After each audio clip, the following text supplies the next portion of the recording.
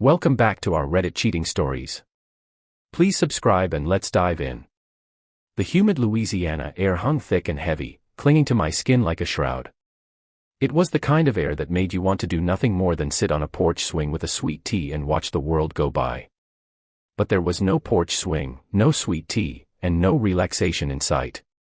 Instead, I was standing nervously on the manicured lawn of the Dubois family estate, a knot of dread tightening in my stomach. My wife, Camille, squeezed my hand, her touch a small comfort against the storm brewing within me. "Don't worry," she whispered, her voice barely audible above the chirping crickets. "They'll love you. You're you." Easy for her to say. Camille, with her honey blonde hair, sparkling blue eyes, and effortless charm, was practically royalty in this small, deeply entrenched southern town. The Dubois family was old money, their roots stretching back generations, their influence permeating every aspect of life in Cypress Bend. And I was Arthur Jenkins. Not exactly a name that resonated with power and prestige. We'd been married for 6 months, a whirlwind romance that had swept us both off our feet. We met at a gallery opening in New Orleans. Camille, an art historian with a passion for French Impressionism, was giving a lecture on Monet. I, a software engineer with a penchant for coding and a secret love for the art world, was in the audience, captivated not only by her knowledge but also by her vibrant personality. We'd clicked instantly. We spent the next few months exploring the city together, discovering hidden cafes, arguing passionately about art and politics, and falling deeply in love. I knew early on that Camille was special, that she was the woman I wanted to spend my life with. But there was a catch. Several catches, actually. First, the Dubois family. Second, the Dubois family's expectations. And third, the little secret I had been keeping. This weekend was the Dubois family reunion, a legendary affair that drew relatives from all corners of the country. It was a tradition, a rite of passage, and for me, it was a trial by fire. Camille had been putting it off, dreading the moment she had to introduce me to her extended family. She knew how they could be, how judgmental and unforgiving they were of anyone who didn't fit their carefully constructed mold. "They're just protective," she'd said, trying to downplay their inherent snobbery. "They want what's best for me." What was best for her, in their eyes, clearly wasn't me. A quiet, unassuming software engineer from nowhere special. I wasn't from the right social circles, didn't have the right pedigree, and definitely didn't have the right last name. In short, I was a disgrace. At least, that's the vibe I was picking up. The imposing facade of the Dubois mansion loomed before us, a testament to wealth and tradition. It was a grand antebellum structure, with towering white columns, sprawling verandas, and meticulously landscaped gardens. It exuded an air of old money and southern gentility, a world I felt utterly out of place in. As we walked toward the entrance, I took a deep breath, trying to steel myself for the onslaught to come. I straightened my tie, smoothed down my hair, and plastered a nervous smile on my face. I was ready to play the part of the charming, if slightly awkward, husband. The moment we stepped inside, the noise hit me like a wall. The house was alive with the sounds of laughter, chatter, and clinking glasses. People were milling about everywhere, dressed in their finest attire, their voices a cacophony of southern accents. Camille's mother, Eleanor Dubois, spotted us immediately. She was a formidable woman, with perfectly coiffed gray hair, piercing blue eyes that could see right through you, and an air of undeniable authority. She walked towards us, her expression unreadable. "Camille, darling," she said, her voice cool and precise. She kissed Camille on both cheeks, then turned her gaze to me. "Arthur, is it? Welcome to Cypress Bend." Her tone was polite, but her eyes held a distinct lack of warmth. It was clear she was sizing me up, carefully assessing my worthiness of her daughter. I extended my hand, trying to project an air of confidence I didn't feel. "It's a pleasure to meet you, Mrs. Dubois," I said, my voice a little shaky. Eleanor took my hand, her grip surprisingly firm. "The pleasure is all mine, Arthur."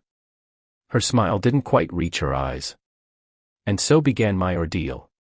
For the next few hours, I was subjected to a barrage of questions, scrutinizing glances, and thinly veiled insults. I was introduced to countless aunts, uncles, cousins, and second cousins, each one more skeptical than the last. So, Arthur, one particularly nosy aunt asked, her voice dripping with saccharine sweetness, what is it you do again? I'm a software engineer, I replied, trying to keep my tone even. A software engineer, she repeated, as if the words tasted sour in her mouth. That's interesting. Not exactly a traditional profession, is it? It's a growing field, I said, forcing a smile.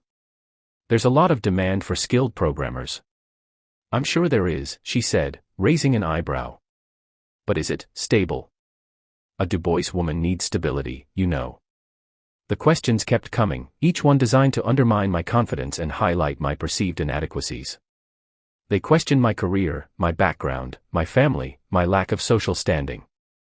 They made it clear that I wasn't good enough for Camille, that I didn't belong in their world. It was like being trapped in a never-ending interrogation, with no escape in sight. I could feel my anxiety rising, my carefully constructed facade beginning to crumble.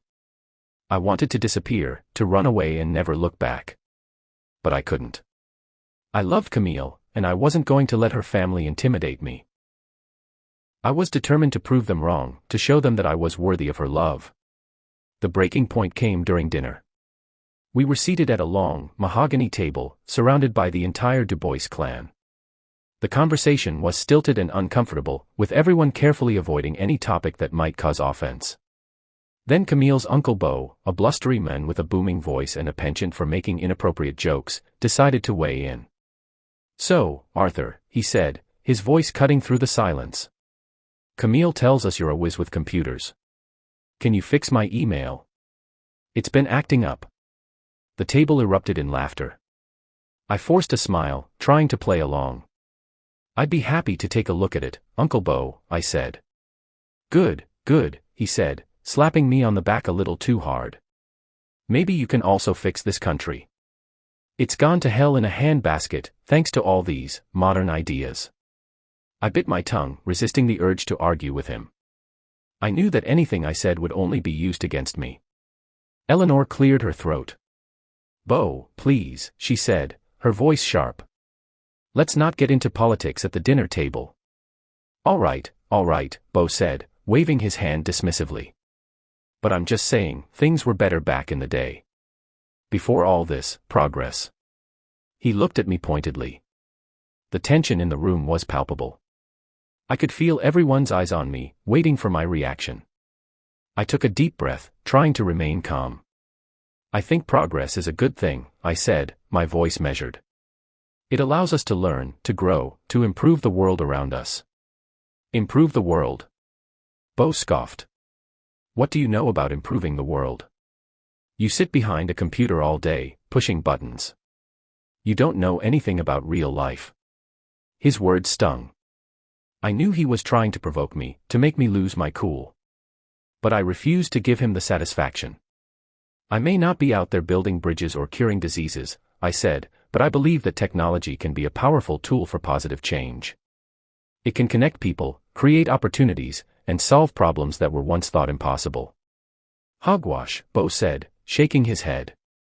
Technology is just making people lazy and stupid. Back in my day, we didn't need computers to get things done. We used our hands, our brains, and our common sense. And look where that got you, I muttered under my breath. Unfortunately, Beau heard me. His face turned red with anger. What did you say? He demanded, his voice booming. I said, I hesitated, knowing that I was walking on thin ice. But I couldn't back down now. I said that maybe your way of doing things isn't always the best way. A gasp went through the room. No one dared to speak to Beau like that, especially not an outsider like me. Eleanor glared at me, her eyes blazing with disapproval. Arthur, Camille said, her voice pleading. Please, don't. But I was past the point of no return. I had been holding my tongue for too long, trying to be polite and accommodating. I couldn't take it anymore. I'm sorry, Camille, I said, but I can't pretend to agree with these outdated views. I believe in progress, in innovation, and in the power of technology to make the world a better place. And if that makes me a disgrace in your family's eyes, then so be it. I stood up from the table, my hands trembling. I looked at Camille, my heart aching at the pain in her eyes. I'm going for a walk, I said. I need some air. I turned and walked out of the dining room, leaving behind a stunned silence. I didn't know where I was going, but I knew I couldn't stay in that house any longer. I wandered aimlessly through the gardens, the humid air feeling oppressive against my skin. I felt like an alien, a stranger in a strange land. I didn't belong here, and I never would. Maybe Camille had been wrong. Maybe we were too different, from two different worlds, and our love wasn't enough to bridge the gap. Maybe her family was right, and I was a disgrace. I sat down on a stone bench, burying my face in my hands. I felt lost, confused, and utterly alone. After what felt like an eternity, I heard footsteps approaching. I looked up and saw Camille standing before me, her expression a mixture of concern and sadness. "Arthur," she said softly.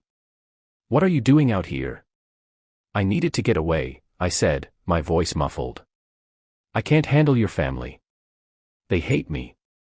"They don't hate you," she said, sitting down beside me. "They're just set in their ways. They don't understand you." "They don't want to understand me," I said. "They've already made up their minds about me. I'm not good enough for you, and they're never going to accept me." Camille took my hand, her touch warm and reassuring. "Don't say that," she said. "I love you, and that's all that matters. I don't care what my family thinks." "But I do," I said. "I want them to like me, to respect me. I want to be a part of your family." "It takes time," she said. "You just need to give them a chance to get to know you." "I don't think they want to get to know me," I said. "They've already decided who I am, and nothing I do is going to change their minds." Camille sighed.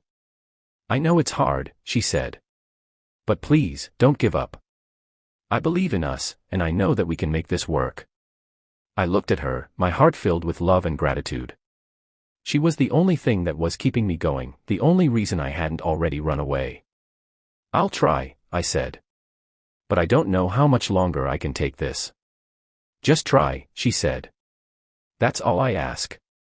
We sat in silence for a few minutes, holding hands and watching the fireflies dance in the twilight. It was a moment of peace and tranquility, a brief respite from the chaos and conflict that surrounded us. Then, Camille spoke, her voice hesitant. "There's something I need to tell you," she said. I looked at her, my heart sinking. I had a feeling I wasn't going to like what she was about to say. "What is it?" I asked. She took a deep breath. "My family, they did some digging," she said. "They found out about your other life." My blood ran cold. My other life. The one I had kept hidden from everyone, including Camille. The one that could destroy everything. "What do you mean?" I asked, my voice barely a whisper. "They know," she said. "They know who you really are." The world seemed to tilt on its axis. Everything I had worked so hard to build, everything I had tried to keep hidden, was now exposed. My secret was out, and I had no idea what was going to happen next. I closed my eyes, bracing myself for the storm to come. For years, I had carefully constructed a double life. To the world, I was Arthur Jenkins, a mild-mannered software engineer with a passion for coding and a quiet existence. But behind the veneer of normalcy, I lived a completely different reality. I was also, secretly, A.J. Sterling, the anonymous creator of Project Chimera, a groundbreaking cybersecurity AI that had revolutionized the digital landscape. Chimera was incredibly intelligent, capable of learning and adapting at an astonishing rate. It was used by corporations and governments around the world to protect their systems from cyber attacks. A.J. Sterling was a legendary figure in the tech world, a ghost in the machine, known only through encrypted communications and the occasional cryptic message on a darknet forum. I had chosen to remain anonymous for many reasons. First, I valued my privacy. I didn't want the fame and attention that came with being a tech celebrity. Second, I feared the potential consequences of my creation. Chimera was incredibly powerful, and I knew that it could be used for nefarious purposes if it fell into the wrong hands. Third, and perhaps most importantly, I didn't want my past to define me. My past was complicated. I had grown up in a rough neighborhood, surrounded by poverty and violence. I had been a troubled kid, always getting into trouble, always feeling like an outsider. But I had a gift, a natural aptitude for computers and technology. I taught myself to code, spending hours in the library, poring over books and experimenting with different programming languages. I saw technology as a way out, a way to escape my circumstances and create a better life for myself. I poured all my energy into my studies, determined to succeed. I eventually earned a scholarship to a prestigious university, where I excelled in computer science. It was during my time in college that I began working on Project Chimera. It started as a simple experiment, a way to test my skills and push the boundaries of artificial intelligence. But it quickly evolved into something much bigger, something that had the potential to change the world. After graduating, I took a job at a small software company, using it as a cover for my true activities. I worked on Chimera in my spare time, refining and perfecting it, always careful to keep my identity a secret. As Chimera's reputation grew, so did the pressure to reveal myself. I received countless offers for interviews, speaking engagements, and consulting gigs. But I always refused, determined to remain anonymous. Then I met Camille. She was everything I had ever wanted in a partner: intelligent, beautiful, and kind. I fell in love with her quickly and deeply. But I knew that our relationship was built on a lie. I was living a double life, and I couldn't keep it hidden forever. I had considered telling her the truth many times, but I was afraid of what she would think. I was afraid that she would reject me, that she would see me as a fraud, a liar. So, I kept my secret, hoping that it would never come to light. But now, her family knew. And I was terrified. How did they find out? I asked, my voice trembling. I don't know, Camille said. They have resources. They hired a private investigator. What are they going to do? I asked. I don't know, she said. But they're not happy. They think you've been deceiving me. I have been, I said. I never wanted to hurt you, Camille. I was afraid of what you would think. I understand, she said. But you should have told me. I would have understood. I know, I said. I'm sorry. We stood in silence for a moment, the weight of my secret hanging heavy between us. Then, Camille spoke. My mother wants to talk to you, she said. She wants to know why you kept this from me. My stomach churned. I don't want to talk to her, I said. You have to, Camille said. It's the only way to clear things up. I sighed. All right, I said. I'll talk to her. We walked back to the house, my heart pounding in my chest. I knew that this conversation would determine the fate of our relationship. Eleanor was waiting for us in the library, a grand room filled with leather-bound books and antique furniture. She was sitting in a large armchair, her expression stern and unyielding. Arthur, she said, her voice cold and formal. Please, sit down. I sat down on the edge of a chair, feeling like a child being called into the principal's office. I understand that you have been living a double life, Eleanor said. That you are, in fact, A.J. Sterling, the creator of Project Chimera. I didn't say anything, waiting for her to continue. Why did you keep this from Camille? She asked. Were you ashamed of your accomplishments? No, Mrs. Du Bois, I said. I was proud of what I had achieved. But I was afraid of what people would think. I didn't want my past to define me. Your past, she said, raising an eyebrow. What about your present? You have been deceiving my daughter, lying to her about who you are. How can she trust you? I know I made a mistake, I said. I should have told her the truth from the beginning. But I love Camille, and I would never do anything to hurt her. Love? Eleanor scoffed. What do you know about love? You're a computer programmer, a recluse. You live in a world of algorithms and code. You don't understand the complexities of human relationships. Her words were like a slap in the face. I felt my anger rising, but I tried to remain calm. I may not be from your world, Mrs. Du Bois, I said. But I know what I feel for Camille. I love her with all my heart, and I would do anything for her. Eleanor studied me for a moment, her expression unreadable. Then, she spoke. Prove it, she said. Prove what? I asked. Prove that you are worthy of my daughter, she said. Prove that you are not the disgrace my family believes you to be. I stared at her, my mind racing. How could I prove myself to this woman, to this family? What could I possibly do to change their minds? How do you suggest I do that, Mrs. Du Bois? I asked. Eleanor leaned forward, her eyes glinting with a strange intensity. There is a problem, she said. A problem that only you can solve. She went on to explain that Du Bois Enterprises, the family's vast investment holding company, was under attack. A sophisticated cyber attack was threatening to cripple their systems, steal their data, and ruin their reputation. Their in-house security team was struggling to contain the breach. They were losing ground fast. We have tried everything, Eleanor said.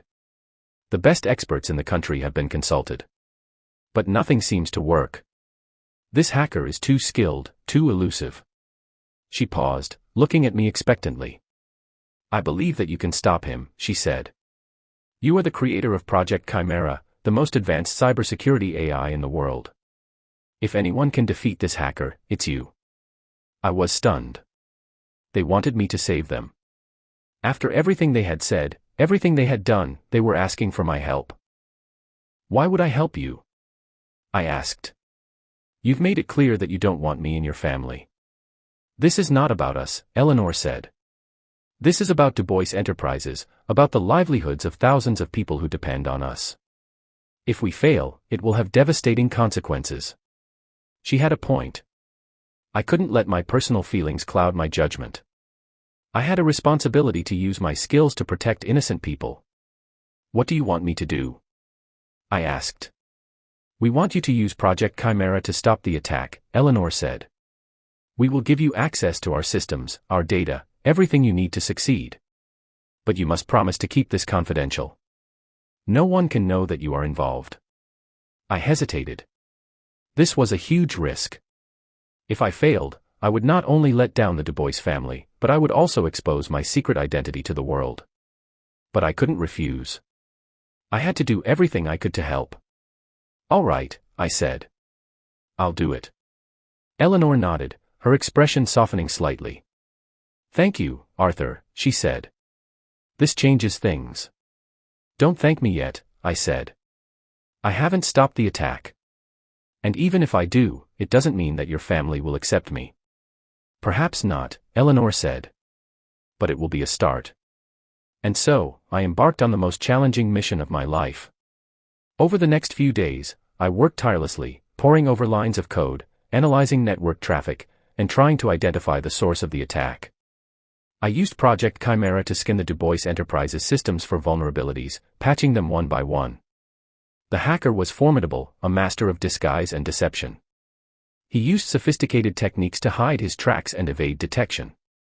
But Chimera was smarter, faster, and more adaptable. It learned from the hacker's tactics, anticipating his moves and countering his attacks. As I delved deeper into the investigation, I began to uncover a disturbing pattern. The hacker wasn't just trying to steal data, he was trying to sabotage the company from within. He had planted malware in key systems, designed to disrupt operations and cause chaos. I realized that this wasn't just a random cyber attack. It was a coordinated effort to destroy Du Bois Enterprises. But who would want to do such a thing? And why? I shared my findings with Eleanor and Camille, who were shocked and dismayed by the news. This is terrible, Camille said. Who would do this to us? I don't know, I said. But I'm going to find out. I continued my investigation, following the digital breadcrumbs left by the hacker. I traced his IP address back to a server in Eastern Europe, then to a proxy server in Asia, and finally to a computer in Cyprus Bend. My heart skipped a beat. The hacker was local. Someone within the Du Bois family circle. I narrowed down my search, focusing on employees and associates of Du Bois Enterprises. I analyzed their online activity, their email communications, and their financial transactions. And then I found it. A hidden email account, used to communicate with the hacker. The account belonged to Uncle Bo. I couldn't believe it. Bo, the blustery man who had insulted me at dinner, the man who seemed to embody everything that was wrong with the Du Bois family, was the one behind the attack. But why? What was his motive? I dug deeper, trying to unravel Bo's motives.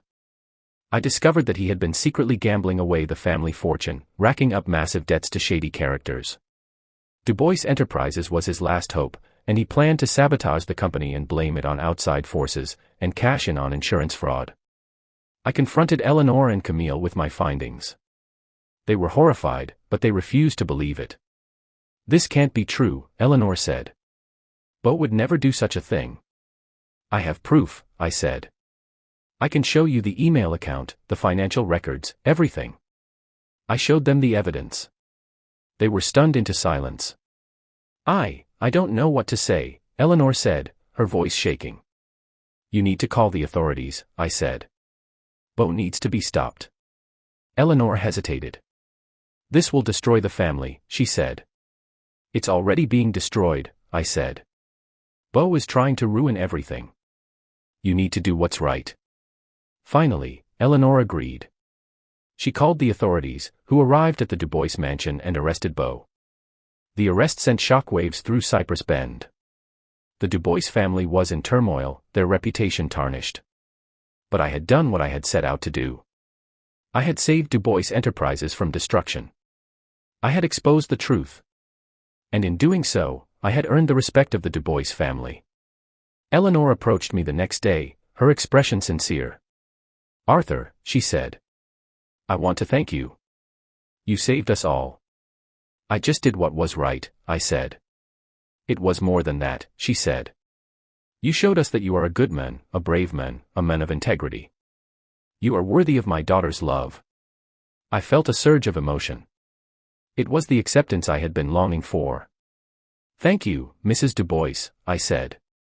Eleanor smiled. "Please, call me Eleanor," she said.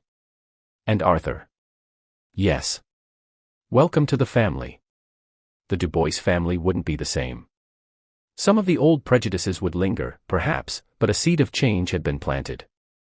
I'd shown them that judging a book by its cover, or a man by his last name, was a foolish and dangerous game.